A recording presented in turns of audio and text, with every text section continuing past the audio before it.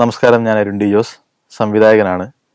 ജോ and ജോ എന്ന സിനിമയുടെ location വിശേഷങ്ങൾ പറയാൻ വേണ്ടിയിട്ടാണ് ഞാൻ ഇവിടെ എത്തിയിരിക്കുന്നത്. ഈ ജോ ആൻഡ് ജോ എന്ന സിനിമയുടെ കഥ കുറേ വർഷങ്ങളായിട്ട് മനസ്സിലുണ്ടായിരുന്നായിരുന്നു. എന്നാൽ കോവിഡിൻ്റെ ഫസ്റ്റ് വേവിന് ശേഷം പ്രകാശൻ പറക്കട്ടെ എന്ന സിനിമ ഞാൻ അസോസിയേറ്റ് ചെയ്യാൻ വേണ്ടി പോയിരുന്നു. ആ ലൊക്കേഷനിൽ വെച്ചിട്ടാണ് ഞാൻ ആക്ച്വലി മാത്യുവിനെ പരിചയപ്പെടുന്നത്.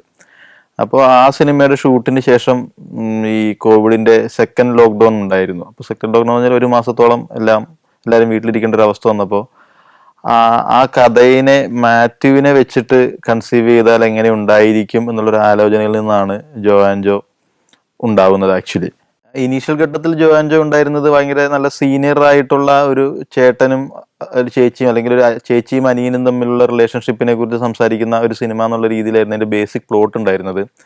അപ്പോൾ അത് മാത്യുവിലേക്ക് എത്തുന്ന സമയത്ത് അത് യങ് അഡൾട്ടിലേക്ക് വരും. അപ്പോൾ യങ് അഡൾട്ടിലേക്ക് വരുമ്പോൾ ആ രീതിയിലേക്കുള്ള ഒരുപാട് മാറ്റങ്ങൾ അതിന് ഉണ്ടാവേണ്ടിയിരുന്നു.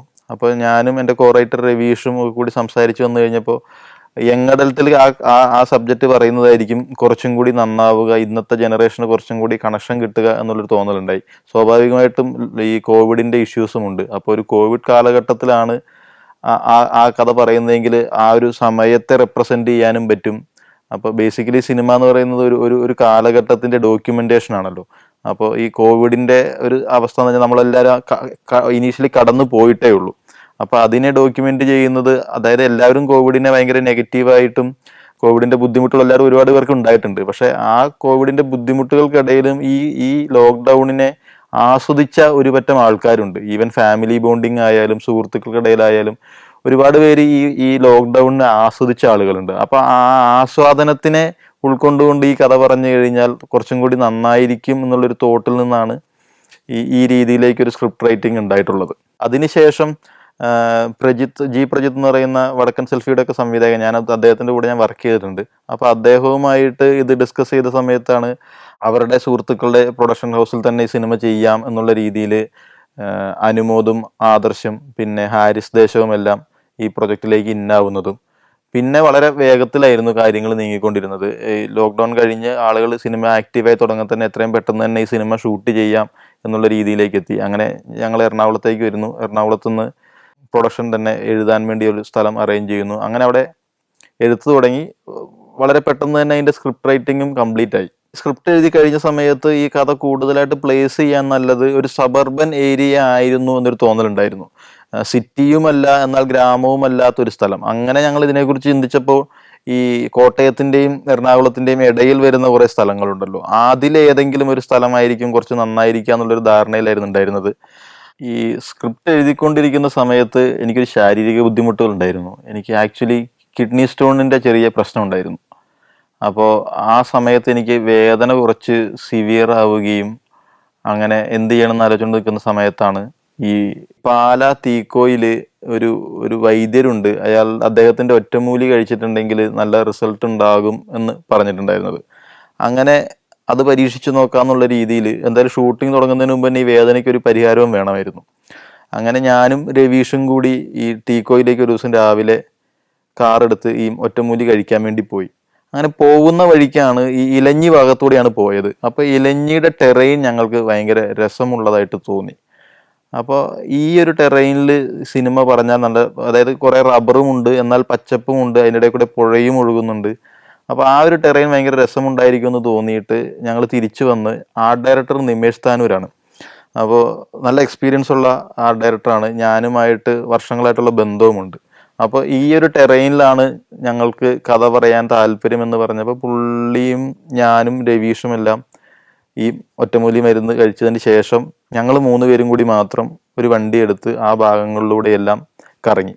പക്ഷേ ഞങ്ങൾ വിഷ്വലിൽ ആ ഗ്രാമം കണ്ടിരുന്നെങ്കിലും കഥയിലെ വീട് ഭയങ്കര ക്രൂഷ്യലായിരുന്നു. കാരണം സിനിമയിലെ മെജോറിറ്റി ഇൻസിഡൻറ്റ് നടക്കുന്നത് ആ ഒരു വീടിൻ്റെ ഉള്ളിലാണ്.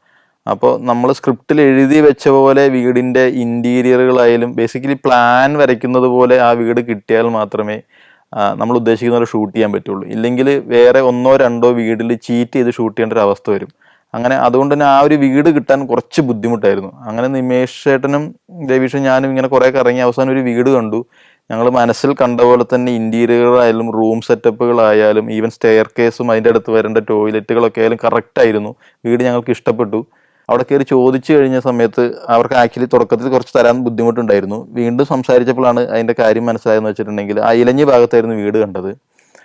അവർ ആ വീടിൻ്റെ ഒരു 3-4 വീടുകൾക്കപ്പുറത്ത് ഇതേപോലെ സിനിമ ഷൂട്ടിങ്ങിനെന്നും പറഞ്ഞ് വേറെ ഏതോ ഒരാൾക്കാർ വന്ന് വീടെടുത്തിട്ട് അവിടെ അവർ കള്ളനോട്ട് അടിച്ചുകൊണ്ടിരിക്കുകയായിരുന്നു. ആ സമയത്ത് അവിടെ ഒരു കള്ളനോട്ട് സംഘത്തിന് പോലീസ് പിടിക്കുകയൊക്കെ വാർത്തയും വന്നതാണ്. അതുകൊണ്ട് തന്നെ സിനിമാക്കാരെന്ന് പറഞ്ഞു വരുന്ന ആളുകളെ ആരെയും ആ ഒരു പ്രദേശത്ത് ഒട്ടും വെൽക്കമിങ് ആയിരുന്നില്ല. അങ്ങനെ ഞങ്ങൾ തിരിച്ചു പോന്നു. നിമേഷ് താനൂർ എന്ന ആർട്ട് ഡയറക്ടറിൻ്റെ പ്രത്യേകത എന്ന് വെച്ചിട്ടുണ്ടെങ്കിൽ അദ്ദേഹം ഇതിനെ ഒരു തൊഴിലായിട്ട് മാത്രമല്ല ഒരു പാഷനായിട്ട് കൂടി കാണുന്ന ഒരാളാണ്.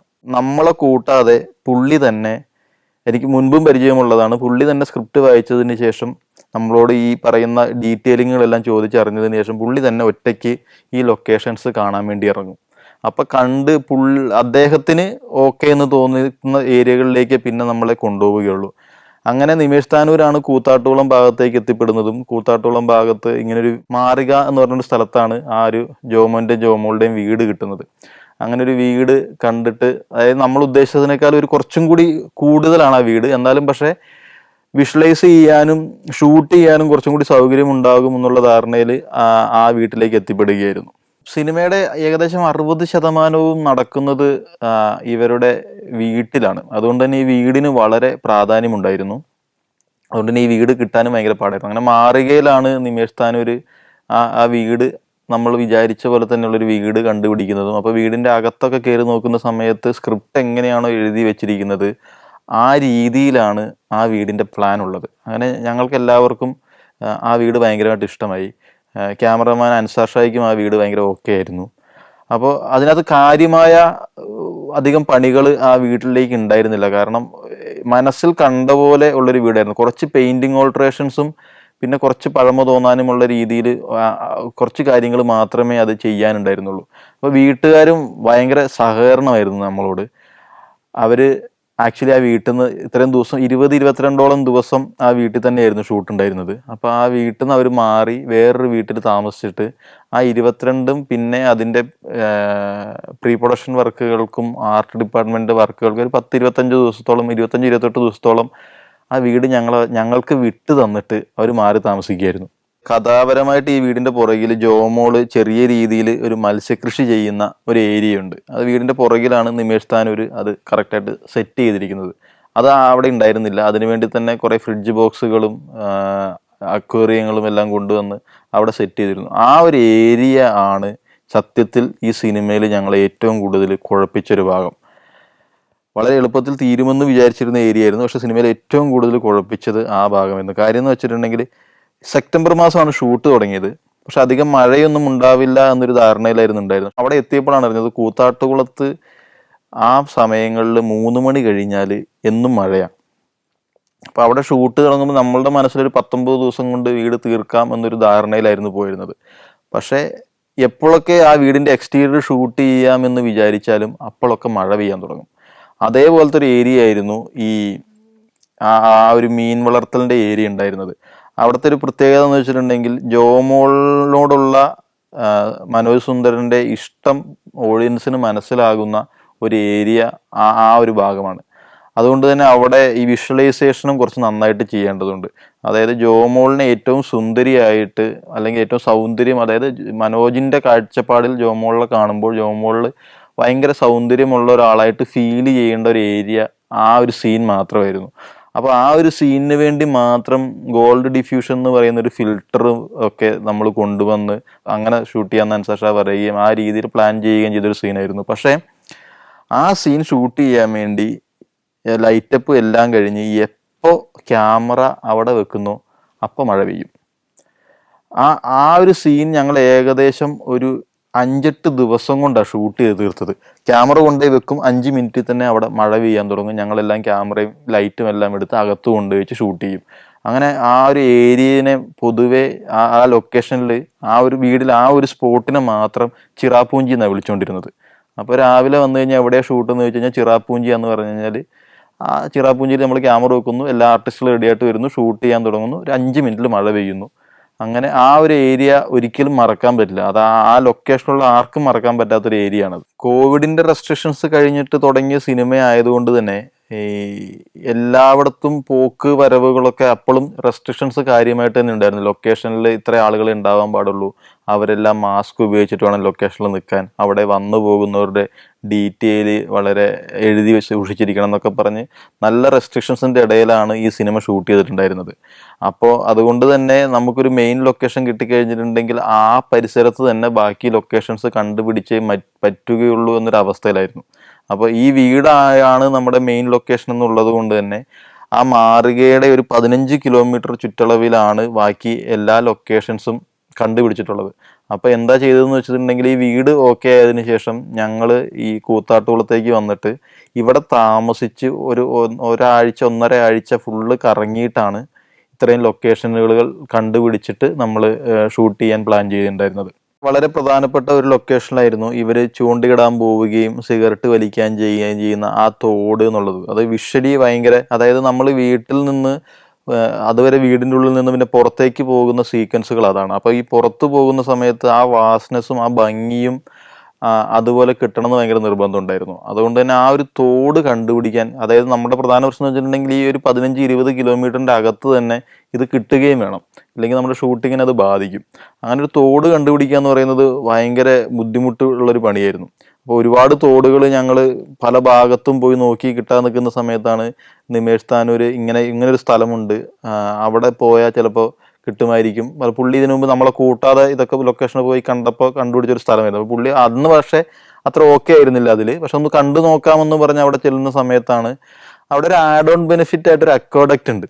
അപ്പോൾ ആ അക്വാഡക്റ്റും അതിൻ്റെ ചുറ്റുഭാഗത്ത് മുഴുവൻ പാടം കൃഷി ചെയ്യാതെ കുറേ പുല്ല് പിടിച്ച് നിൽക്കുന്ന ഒരു ഏരിയ ആയിരുന്നു. അപ്പോൾ വിഷ്വലി ആ ഏരിയ ഭയങ്കര രസമുള്ള, കാണുമ്പോൾ തന്നെ ഭയങ്കര രസമുള്ള ഒരു സാധനമാണ്. പക്ഷെ അവിടെ ഷൂട്ട് ചെയ്യാനുള്ള ബുദ്ധിമുട്ടെന്ന് പറഞ്ഞാൽ ഈ അവിടേക്ക് വഴിയില്ല. ഈ ഒന്നെങ്കിൽ അക്വാഡക്റ്റിന്റെ മുകളിലൂടെ ഒരു ഏകദേശം ഒരു 600-700 മീറ്റർ അപ്പുറത്തെ സ്ഥലത്ത് പോയി ഇറങ്ങി അവിടെ നിന്ന് നടന്നു വരണം, അല്ലെങ്കിൽ ഭയങ്കര കുത്തനുള്ളൊരു ഇറക്കം ഇറങ്ങിപ്പോകണം. ഇല്ലെങ്കിൽ നമ്മൾ ഷൂട്ടിങ്ങിന്റെ പ്രധാന പ്രശ്നം ഉണ്ടെങ്കിൽ എക്യുപ്മെന്റുകളെല്ലാം ആ ലൊക്കേഷനിലേക്ക് എത്തിക്കണമല്ലോ. അതിനല്ലെങ്കിൽ അക്വാഡക്റ്റിന്റെ മുകളിൽ നിന്ന് കയറ് കെട്ടിയിട്ട് ഈ എക്യുപ്മെന്റുകളെല്ലാം താഴേക്ക് എത്തിക്കണം. അപ്പോൾ ഇത്രയും ഭംഗിയുള്ള സ്ഥലം വേറൊന്നും കിട്ടാത്തത് കൊണ്ട് ഇത് തന്നെ ചൂസ് ചെയ്യാം എന്നുള്ള ധാരണയിലായിരുന്നു. അങ്ങനെ ഈ നമ്മുടെ മേജർ ഷൂട്ടിങ്ങിന്റെ വീടിന്റെ ഷൂട്ടിങ്ങുകളെല്ലാം കഴിഞ്ഞ് നിൽക്കുന്ന സമയത്താണ് കനത്ത മഴ അവിടെ ഉണ്ടാവുന്നത്. അപ്പൊ കനത്ത മഴ ഈ കൂത്താട്ടുകുളം ഭാഗത്തൊക്കെ ഉണ്ടാവുകയും അന്ന് അവിടെ ഈ മഴ കൂടി വെള്ളം പൊങ്ങിയിട്ട് ഏതൊരു കാറൊക്കെ പുഴയിൽ ഒഴുകിപ്പോയി ആളുകൾ മരിക്കുകയൊക്കെ ഇൻസിഡന്റ് ഉണ്ടായിട്ടുണ്ടായിരുന്നു. അങ്ങനെ ഒരു 4 ദിവസം ബ്രേക്ക് ചെയ്യാം, മഴ കഴിഞ്ഞിട്ട് തുടങ്ങാം എന്നുള്ള ഒരു തീരുമാനത്തിൽ സിനിമ ബ്രേക്ക് ചെയ്തു. അപ്പോൾ ബ്രേക്ക് ചെയ്ത് ഈ 4 ദിവസം ഒരു തുള്ളി മഴ പോലും അവിടെ പെയ്തില്ല. നല്ല സൂര്യപ്രകാശമുള്ള 4 ദിവസമായിരുന്നു. അങ്ങനെ അതിനുശേഷം ആ 4 ദിവസത്തിന് ശേഷം വീണ്ടും ഷൂട്ട് തുടങ്ങാൻ പ്ലാൻ ചെയ്ത് നിൽക്കുന്ന സമയത്ത് സ്ഥിരം പോലെ 3 മണിക്ക് ശേഷം അവിടെ വീണ്ടും മഴ പെയ്യാൻ തുടങ്ങി. അപ്പോൾ ഇനി നമുക്ക് വേറെ നിവൃത്തിയില്ല, ഷൂട്ട് ചെയ്ത് തീർത്തേ പറ്റുള്ളൂ. കാരണം ഈ റെസ്ട്രിക്ഷൻസ് ഉണ്ട്, പിന്നെ ആർട്ടിസ്റ്റുകളുടെ ഡേറ്റ് ഇഷ്യൂസ് ഉണ്ട് എന്നുള്ള രീതിയിൽ അങ്ങനെ അവിടെ പോവാം ഷൂട്ട് ചെയ്യാന്നുള്ള രീതിയിൽ റിസ്ക് എടുത്ത് അവിടെ ചെല്ലുന്ന ഷൂട്ട് തുടങ്ങുന്നതിൻ്റെ തലേദിവസം പോകുമ്പോൾ കാണുന്നു വെച്ചിട്ടുണ്ടെങ്കിൽ ഈ മഴയിലും വെള്ളപ്പൊക്കത്തിലും അവിടെ ഉണ്ടായിരുന്ന പച്ചപ്പ് മുഴുവൻ പോയി. അവിടെ ഉണ്ടായിരുന്ന പച്ചപ്പ് മുഴുവൻ പോയിട്ട് ചെളി കയറി ആ പ്രദേശം മുഴുവൻ നിറഞ്ഞു. അങ്ങനെ ഈ ആർട്ട് ഡിപ്പാർട്ട്മെന്റിലുള്ള ആളുകൾക്ക് അവിടെ പല ഏരിയകളും ചെളി അവർ കളഞ്ഞ് വൃത്തിയാക്കേണ്ട ഒരു അവസ്ഥ ഉണ്ടായിട്ടുണ്ടായിരുന്നു. പിന്നെ അതുപോലെ ആ തോടിന്റെ നടുക്ക് ഫുള്ള് കല്ലുകളാണ്. ആ കല്ലുകൾ മുഴുവൻ അതായത് യുവന്മാർ ചാടുന്ന ഒരു ഏരിയ ഉണ്ട്, ആ ഏരിയയിലെ കല്ലുകൾ മുഴുവൻ ആർട്ടുകാർ എടുത്ത് കല്ലുകൾ കുപ്പിച്ചില്ലുകളൊക്കെ എടുത്ത് മാറ്റി ആ ഒരു ഏരിയ ഇവർക്ക് ഇറങ്ങാനും നടക്കാനും പറ്റുന്ന ഒരു അവസ്ഥയിലേക്ക് ആക്കി. അതിനുശേഷം ഷൂട്ടിംഗ് അവിടെ തുടങ്ങുന്ന സമയത്ത് നമ്മൾ ഇതേപോലെ തന്നെ ചെറിയൊരു തോടാണെങ്കിലും ആ തോടിന്റെ അപ്പുറത്തേക്കും ഇപ്പുറത്തേക്കും ക്യാമറ മാറ്റണമെങ്കിൽ തോടിന്റെ നടുക്ക് ചെറിയൊരു മറ്റേ വീപ്പ കെട്ടി അതിനകത്ത് മുകളിൽ പലക വെച്ച് ഈ പലകയുടെ മുകളിൽ വെച്ചിട്ടാണ് എക്യുപ്മെന്റുകൾ അപ്പുറത്തേക്ക് ഇപ്പുറത്തേക്കൊക്കെ മാറ്റിക്കൊണ്ടിരുന്നത്. അപ്പോൾ അവിടെ ചെന്ന് ഷൂട്ട് തുടങ്ങിയ സമയത്ത് ആദ്യത്തെ ദിവസം തന്നെ അവിടെ സാധാരണ 3 മണിക്ക് മഴ പെയ്യുന്ന സ്ഥലത്ത് അവിടെ 1 മണിക്ക് മഴ പെയ്യാൻ തുടങ്ങി. അവിടെ മഴ പെയ്ത് കഴിഞ്ഞാൽ ഉടനെ ആ തോട്ടിൽ വെള്ളം പൊങ്ങി നമ്മൾ ഷൂട്ട് ചെയ്യുന്ന ഭാഗത്തൊക്കെ മൊത്തം ആ ഏരിയയിൽ വെള്ളം നിറയും. അങ്ങനെ അന്നത്തെ ദിവസം മഴ പെയ്ത് വെള്ളം പൊങ്ങിയ സമയത്ത് ക്യാമറയുടെ സ്റ്റൂളും എക്യുപ്മെന്റുകൾ 1-2 എക്യുപ്മെന്റുകൾ വരെ ആ മഴയത്ത് ഒലിച്ചുപോയി. പിന്നെ നമുക്ക് അവിടെ ഫൈറ്റും ചെയ്യണം, വേറെ 2 സീനുകളും ചെയ്ത് തീർക്കാനുണ്ട്, സമയവുമില്ല. അങ്ങനെ 2 ദിവസം കൊണ്ട് അവിടെ ഭയങ്കര തിരക്ക് പിടിച്ച് നമ്മൾ ഈ 1 മണി 2 മണിക്ക് അല്ലെങ്കിൽ മഴ പെയ്യുന്നതിന് മുമ്പ് അത് എടുത്ത് തീർക്കണം എന്നുള്ളൊരു ഇതില് പെട്ടെന്ന് എടുത്തു തീർത്താണ്. അതുകൊണ്ട് തന്നെ ഞാൻ എൻ്റെ മനസ്സിൽ ഉദ്ദേശിച്ചതുപോലെ ആ സീക്വൻസുകൾ എടുത്തിട്ടില്ല എന്ന് തന്നെയാണ് ഞാൻ ഇപ്പോഴും വിശ്വസിക്കുന്നത്. വേറെ ഈ പറയുന്ന പ്രശ്നങ്ങൾ ഉണ്ടായിരുന്നത് കൊണ്ട് എടുത്തു തീർക്കേണ്ട ഒരു സാഹചര്യത്തിൽ ഞാൻ ആ സിനിമയിൽ വേറെ ഒരു സീക്വൻസുകളും ഞാൻ അങ്ങനെ എടുത്തിട്ടില്ല. ഈ ഒരു സീക്വൻസ് മാത്രം ഞാൻ എടുത്ത് തീർക്കുക തന്നെയായിരുന്നു എന്ന് ഇപ്പോഴും വിശ്വസിക്കുന്ന ഒരാളാണ്. Malaysia, Thailand, Tanzania, China.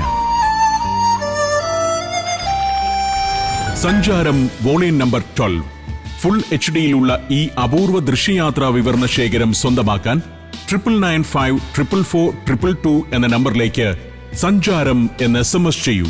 Joan ജോയിൽ ഇവര് കളിച്ചോണ്ടിരിക്കുമ്പോൾ പോലീസ് വരികയും ഇവർ പിടിക്കുകയൊക്കെ ചെയ്യുന്ന ആ ഗ്രൗണ്ട് ആക്ച്വലി ആ അക്വാഡക്റ്റിന്റെ തൊട്ട് മുകളിൽ തന്നെയുള്ള ഒരു ഗ്രൗണ്ടാണ്. ഞങ്ങൾ ഈ അക്വാഡക്റ്റ് കാണാൻ പോയപ്പോഴാണ് ഈ ഗ്രൗണ്ട് കാണുകയും എന്നാൽ ഈ ഗ്രൗണ്ട് തന്നെ ഷൂട്ട് ചെയ്യാൻ എടുക്കുകയും തീരുമാനിക്കുകയൊക്കെ ചെയ്യുന്നത്.